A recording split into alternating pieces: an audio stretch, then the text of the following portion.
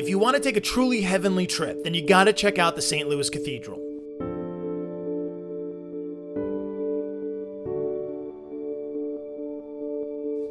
This lesser-known landmark is located in the central west end of St. Louis and is the largest mosaic installation in the Western Hemisphere.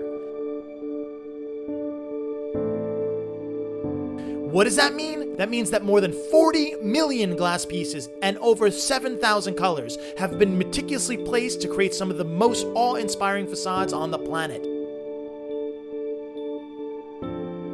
The murals that surround you 360 degrees were created by dozens of artists, including the legendary Tiffany Glass Studios, whose masterpiece adorns the sanctuary walls. Cameras can simply not convey the amazing play of color and light in this building, so all we can say is you just gotta go.